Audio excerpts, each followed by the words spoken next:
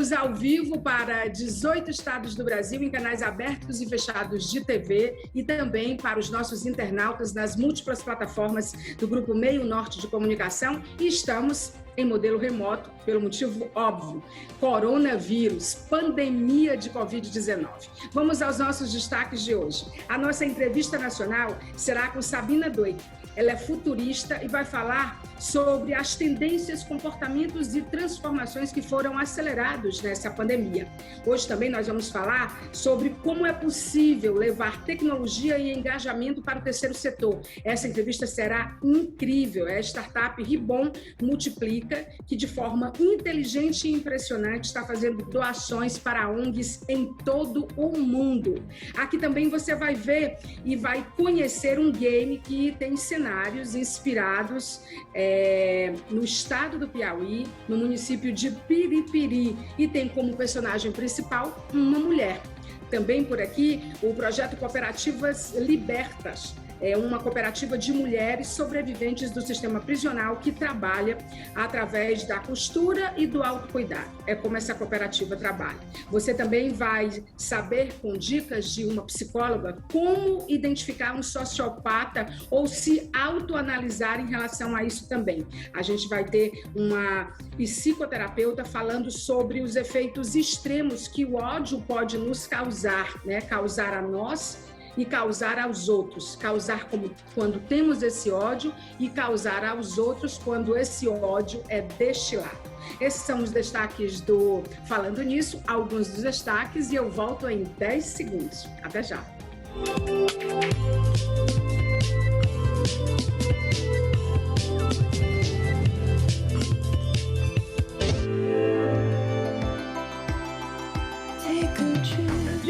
Com o primeiro bloco do nosso programa, e a gente começa hoje com frase, né?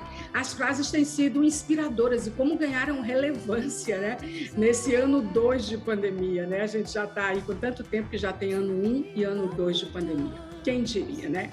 E a frase de hoje é sim inspiradora, é da Dr. Mãe Jamison, uma astronauta. Ela diz o seguinte: nunca se deixe limitar pela imaginação limitada das outras pessoas. Como existem limites que são desafiadores, né? Essa frase realmente é incrível. E saindo da frase, essa frase tão inspiradora, a gente vai para uma reflexão também que é inspiradora. Você sabe que mesmo com o avanço da tecnologia, o ser humano é protagonista dessa jornada e não as máquinas, como todo mundo, na verdade, teme.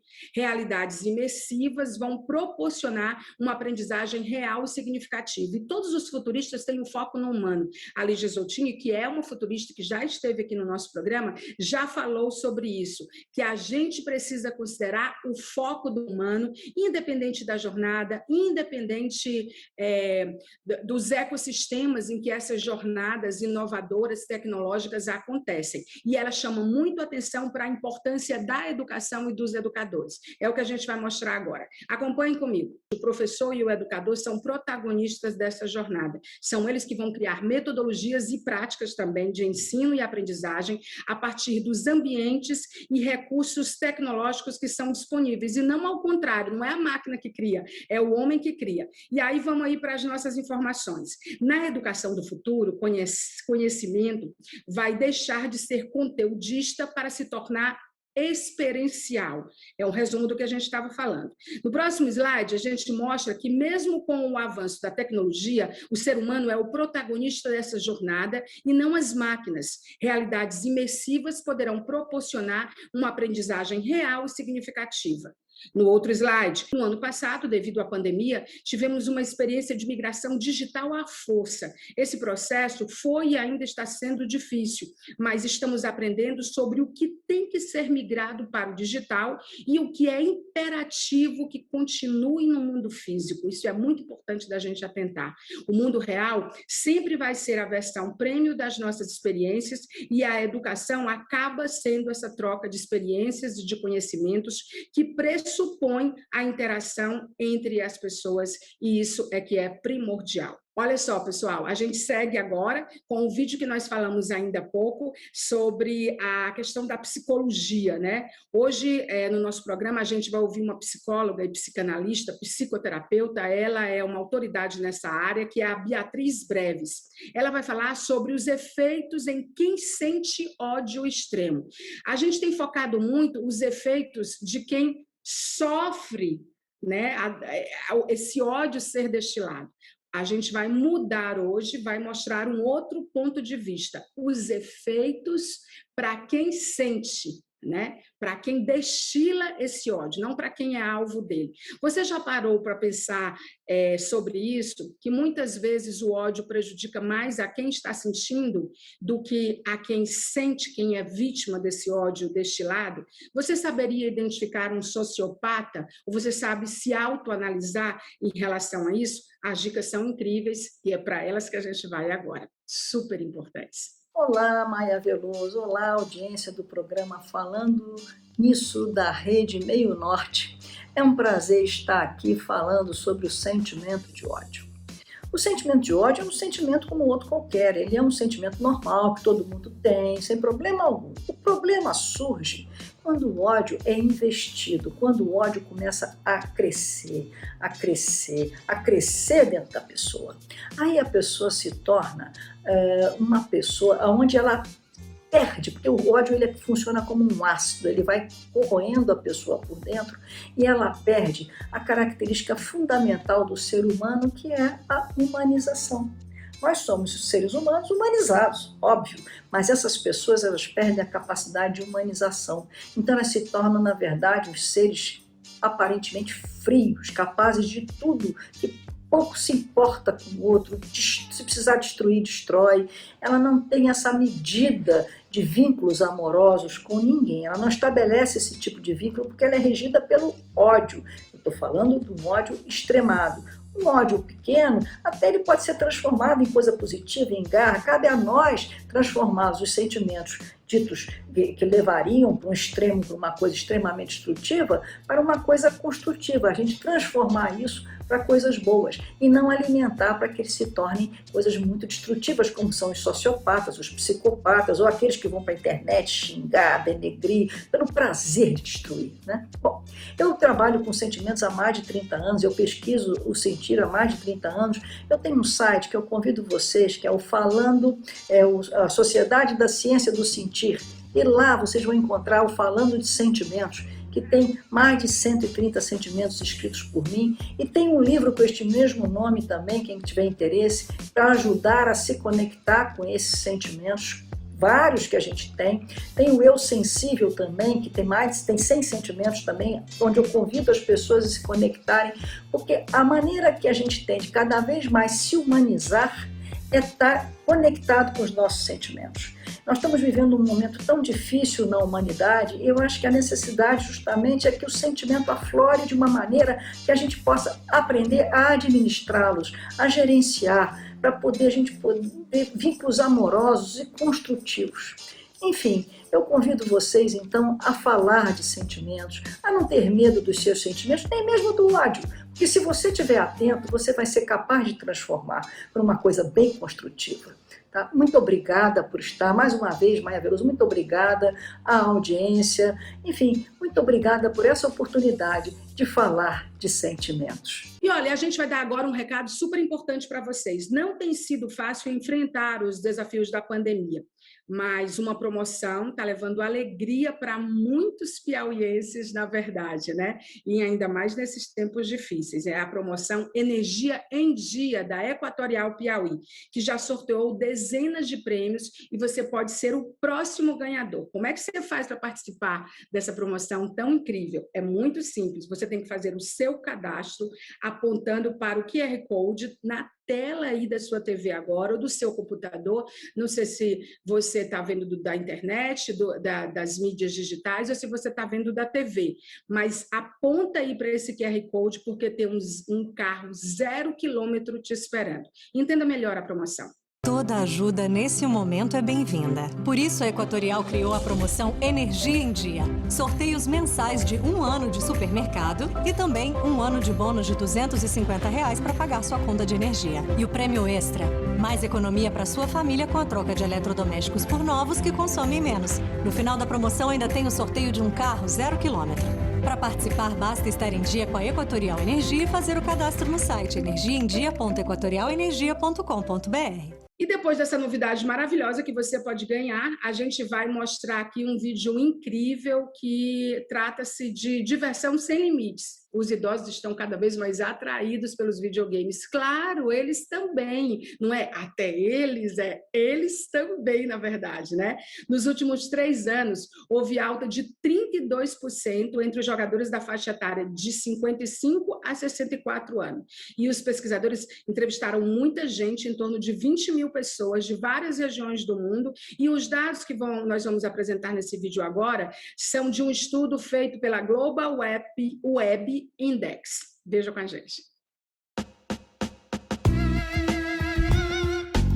Há um apetite cada dia maior por jogos eletrônicos entre os idosos, de acordo com um estudo feito pela Global Web Index, empresa que trabalha com pesquisas de marketing. Nos últimos 3 anos, houve alta de 32% entre os jogadores da faixa etária que vai de 55 a 64 anos. Outro dado importante do estudo é que 24% dos pais e avós estão considerando a jogatina com os filhos e netos um momento para a família. Os pesquisadores entrevistaram 19.500 pessoas de várias regiões do mundo. Ainda segundo a empresa, a pandemia da Covid-19 pode ter aumentado os números, mas é improvável que seja responsável por todo o crescimento. Os videogames são utilizados até na recuperação física de idosos. Distraídos pela animação ao interagir com as imagens, os pacientes sofrem menos para fazer exercícios recomendados pelos fisioterapeutas. Essa simpática senhora é a youtuber japonesa Hamako Mori. No ano passado, ela foi eleita pelo Guinness como a blogueira gamer mais idosa do mundo, com 91 anos. Agora, com 92, ela continua a mostrar como jogar videogames. E olha, ela joga bem, viu?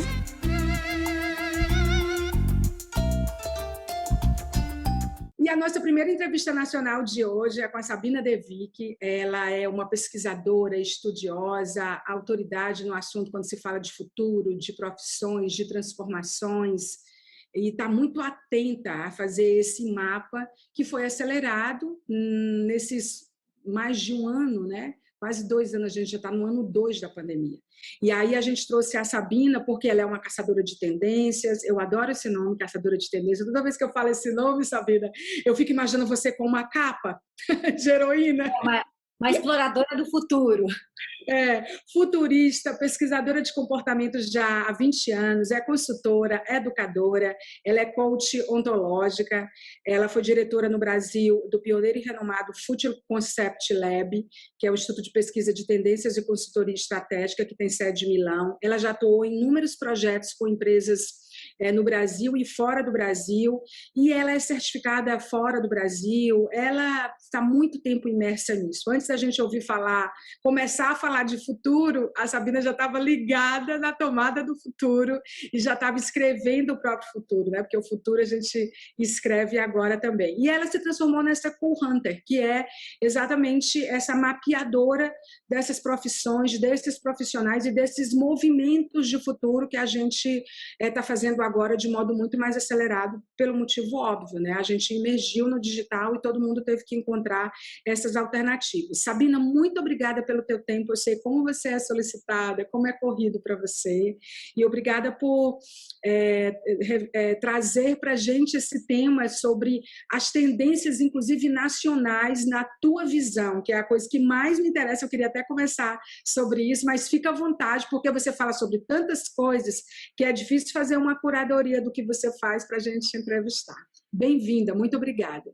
Muito obrigada, um prazer, uma honra estar aqui, e obrigada pela extensa apresentação, e me sinto muito honrada aí de fazer parte aí do futuro de tantas pessoas e poder funcionar aí como uma espécie de bússola de navegação de futuros. É verdade. É possível a gente estabelecer um olhar, uma percepção, a gente ter uma lente em relação a essas tendências nacionais, é, da tua ótica, do teu observatório, em relação ao que vai acontecer, o que já está acontecendo, do que já está rodando, quando a gente fala de futuro, de profissões de educação, Sabina? Olha, assim, a gente diz que a pandemia foi um grande acelerador de futuros, né? Acho que não só no Brasil, mas no mundo inteiro. Então, quando a gente observa, né, tendências e comportamentos emergentes, a gente sempre observa quais são aqueles padrões repetitivos, o que é que está se repetindo, né, em várias áreas, em vários segmentos, e que a gente pode denominar como se fosse uma tendência e um insight de futuro. Então, a pandemia, ela acelerou, por exemplo, o processo de digitalização. Isso que a gente está fazendo agora, né? Eu estou na minha casa, né? Eu não sei se você está na sua casa ou no estúdio. Estou no home office, estou no remoto também. No remoto também. E a gente está se conectando através dessa ferramenta digital. Já existia a digitalização, já era importante a digitalização, mas a gente diz que a gente fez o download de 25 anos do futuro para o presente. Então, a gente acelerou inúmeros processos de digitalização, não só na educação, mas no trabalho, nos processos, no varejo, no comércio, no consumo. Então, surge aí um comportamento muito importante agora, que é o phygital, que é essa fusão do físico e do digital, do tangível e do intangível, do online e do offline. Então, um potencializando o outro. Então, daqui para frente, seremos todos, né, phygital para sempre, mesmo quando tivermos a vacina, mesmo quando tivermos a possibilidade de nos encontrarmos mais presencialmente, a gente já acelerou esses processos. Então, a gente entra numa era da pós-realidade, numa era dos metaversos, que são esses espaços de imersão onde o físico e o digital se encontram para poder criar novas dimensões e novos tipos de interações e de experiências e de jornadas para as pessoas através de outros tempos e espaços. Eu sei que fica um pouco complicado eu falar assim, mas é só a gente pensar, por exemplo, que durante a pandemia a gente não teve a possibilidade de realizar muitos dos rituais que a gente fazia. Então, por exemplo, casar, fazer um funeral, formaturas. E aí a gente teve a possibilidade de acelerar isso através de outras dimensões. Então, a gente vê que tem casos super interessantes, por exemplo, de formaturas acontecendo nos games. Por exemplo, a gente tem um caso de formaturas acontecendo no jogo Minecraft. A gente tem shows e festivais acontecendo também em plataformas, né? O Lil Nas, que é um rapper, fez um show super bacana numa plataforma chamada Roblox.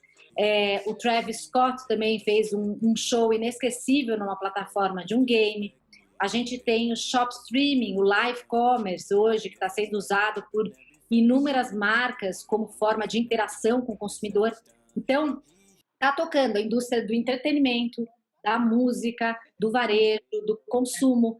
E acho que essa é uma das grandes transformações que ocorreu e das acelerações mais importantes que ocorreu a partir da pandemia.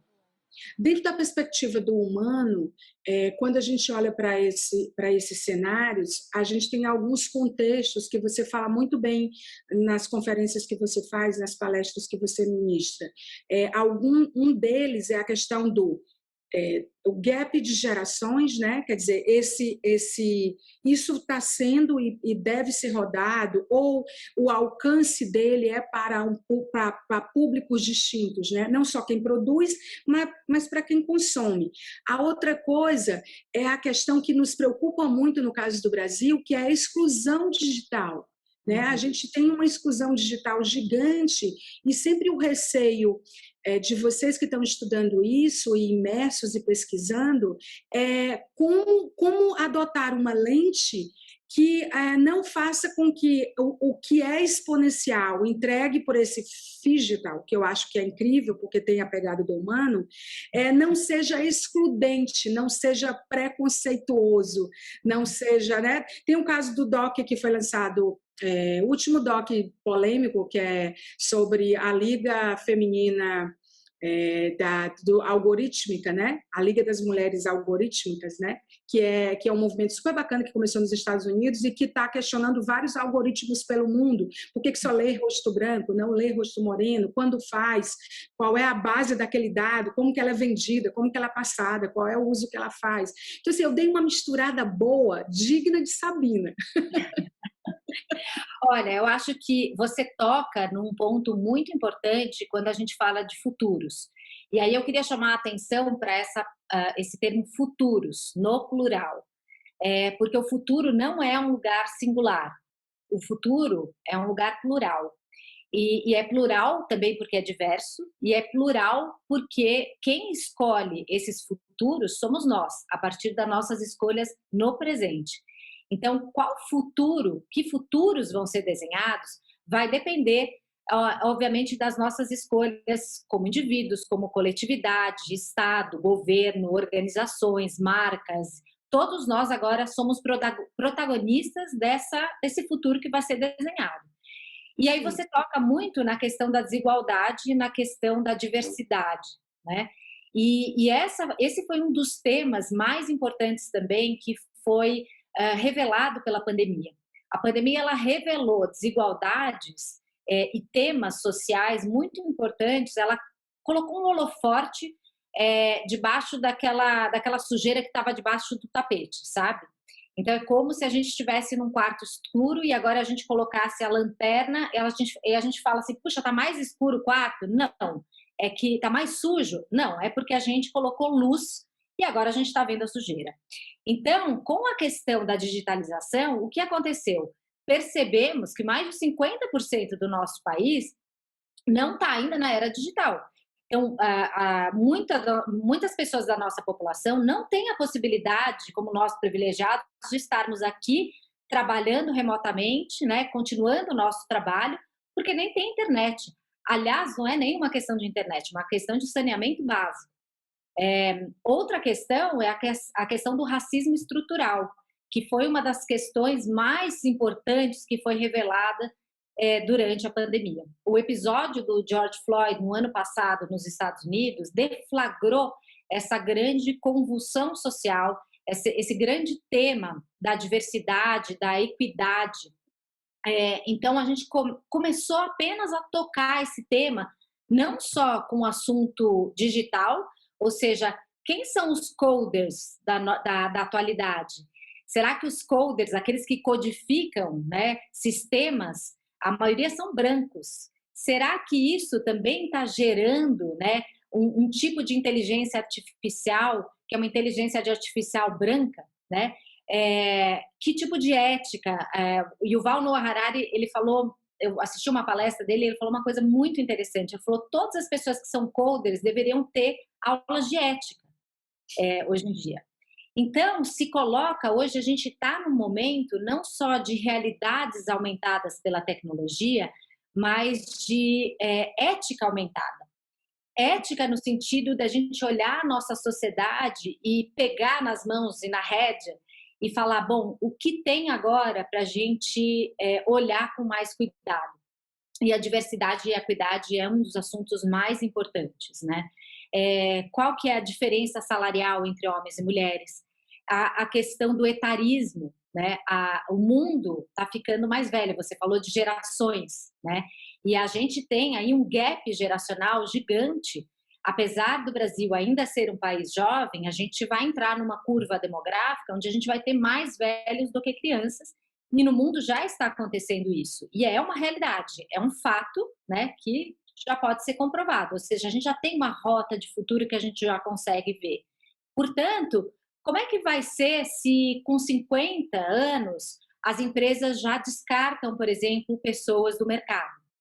O que a gente tem que fazer como sociedade para poder trazer de novo essas pessoas para dentro do mercado de trabalho? E a gente sabe que com 50, 60 anos não são mais os velhinhos de antigamente, são pessoas vitais que estão fazendo maratona, que estão comprando, que estão viajando, que estão namorando no Tinder. Então, a gente tem todo um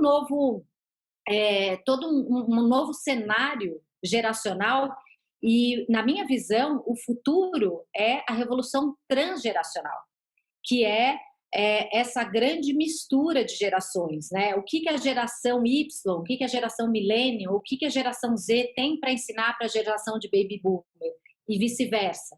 Talvez uma tenha experiência, tenha passado por guerras, tenha... Como é rico isso, não é, Sabina? Como é rico, né? O que você traz é tão interessante, assim, porque você nos desperta para fazer um zoom em coisas, quando você usou a metáfora da lanterna, para fazer o zoom em coisas que, tipo, tinham muita coisa acontecendo, mas tinha muita coisa debaixo do tapete, ou muita coisa escondida, ou muita coisa banalizada, como a exclusão, como o algoritmo, né? E isso já estava escrito para acontecer. A pandemia, claro que acelerou, né? O nome do documentário, eu lembrei, é Coded Bias, que foi de 2020, que mostra a pesquisadora do MIT, do Instituto Massachusetts de Tecnologia, que é a Joy Baloani, que virou uma autoridade, é Liga da Justiça Algorítmica, que eu também olho para elas e vejo capas.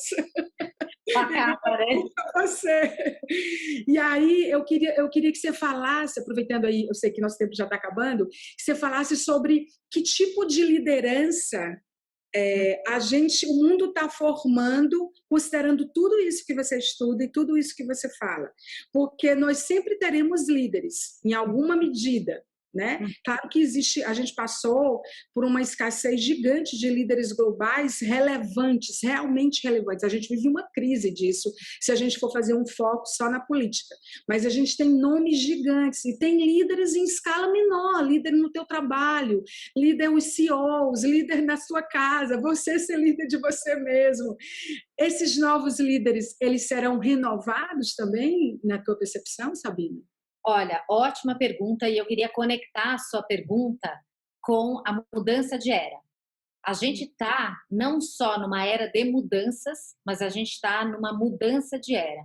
E nessa mudança de era, a gente está deixando alguns valores e paradigmas e modos de fazer, de ser, de pensar, de produzir, de consumir, e estamos começando a nos conectarmos com outros modos, com outros paradigmas, com outros valores. Até agora, a gente acessou valores que eu chamo de valores masculinos. E isso não tem a ver com gênero.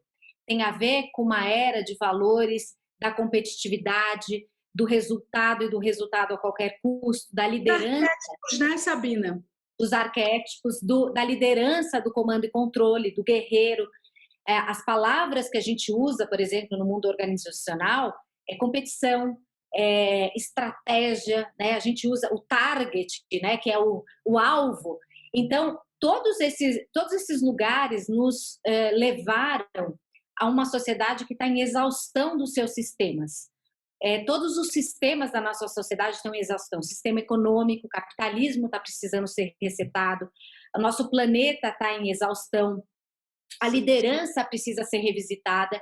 E agora a gente precisa de uma liderança que tenha valores mais femininos, que é uma liderança mais Atena, não é uma liderança de Zeus, falando dos deuses gregos.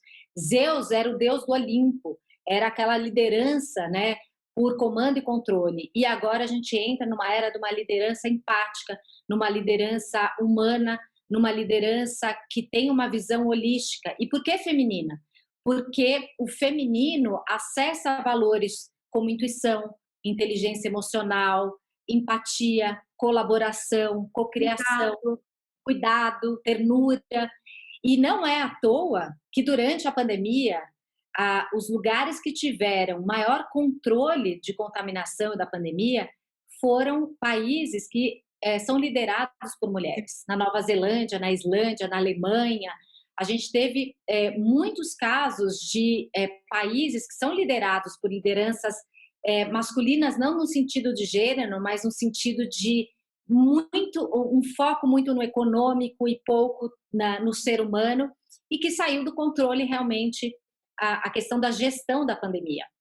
Então, eu diria que a gente entra numa era de uma liderança que tem que olhar, que tem que ter uma visão sistêmica e tem que acessar essas habilidades que são as habilidades do futuro.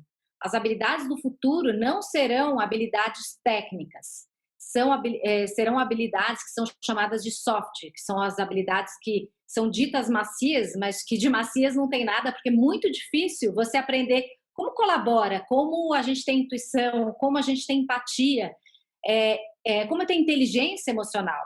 Essas são as habilidades que a gente vai precisar para lidar no futuro, mesmo porque o futuro ele está muito automatizado, então as máquinas vão fazer muito mais rápido, de um jeito muito mais, se tiver que fazer uma conta, se tiver que analisar alguma coisa, a capacidade de analítica ou de contabilizar algo, de fazer algo com mais rapidez, a máquina vai fazer muito mais rápido do que um ser humano. Acessar um banco de dados. Agora, a capacidade de ser criativo, a capacidade de tocar o outro, de empatizar com o outro, isso só o ser humano pode fazer. E a liderança precisa cada vez mais disso. Então, eu diria que o futuro é cada vez mais humano. Então, nós precisamos urgentemente nos apropriarmos daquilo que existe de mais humano. Muito bom. Olha, falar com pessoas do seu nível, com a tua percepção, traz esperança para a gente, né? Porque a gente está vivendo um momento tão delicado, de tantas perdas e procurando tantos caminhos, né? A gente tem uma precariedade de coisas no nosso país em relação a essa pandemia que é assustador, que parece que a gente fica refém dessa precariedade, né? Que ninguém não tem uma liderança para dar um jeito. Então, assim, você traz esperança porque eu vivo falando que é oportunidade. A gente sempre tenta botar essa lente do otimismo, de dizer, calma, vai passar. A gente está aprendendo, inclusive, com as vacinas. A ciência nunca foi tão colaborativa, nunca teve tanto recurso. A gente vai alcançar outras coisas que virão depois disso e a gente vai estar preparado sobre todos os aspectos. Agora, o ser humano foi sacolejado. Não existe um novo normal, mas vai existir. Para cada um de nós, eu entendo, Sabina, assim, eu percebo, cada vez que eu converso com vocês dessa área, uma camada de mudança, de alteração. A gente precisa de mais gente pensando no mundo. A gente precisa de novas perguntas, né? Então, assim, o que você traz para a gente é subsídio para a gente fazer novas perguntas, né? A gente tem que fazer novas perguntas para a gente se posicionar. Tem algo que você traz, né, que acho que, primeiro, eu acho que todo futurista, toda pessoa que caça tendências e que olha para o futuro, é um otimista por natureza, porque a gente constrói os futuros, e os futuros, eles são construídos a partir de sonhos. A gente precisa da utopia para a gente construir futuros melhores. Então, eu diria assim, olha, que não esperemos, que a gente não queira voltar ao normal, porque aquele normal não era o normal, era uma normose. Que a gente pegue, a gente falava muito de resiliência, mas a resiliência é um estado onde, através de choques externos, a gente volta ao estado normal. Um objeto, quando ele é impactado e ele é resiliente, ele volta a ser o que ele era. O meu desejo é que a gente não volte a sermos o que nós éramos. O meu desejo é que nós sejamos antifrágeis, que é um conceito que traz o Nicholas Taleb, que é um autor que falou sobre a antifragilidade, que é, a partir desse contexto externo, a partir do caos que a gente está vivendo, que a gente possa se transformar, usar o caos a nosso favor para que a gente possa evoluir e se transformar. A gente está numa rara janela de oportunidade de resetar, reimaginar, ressignificar o nosso futuro, a partir de muitas dimensões. Então... Eu vou trazer uma frase para encerrar a nossa entrevista, que é da tecnologia do Jobs. A simplicidade é o domínio do complexo. Acho que a gente vai ter um domínio mais, depois de tantas coisas, tantos cenários complexos, né? A coisa mais difícil é sermos simples, mais difícil. A gente precisa dominar muito para sermos simples. É verdade, que a gente elabora muito, complica muito, pega muitos atalhos. O ser humano é dono de atalho, né? Isso aí. Sabina, muito obrigada pelo seu Obrigada tempo. também.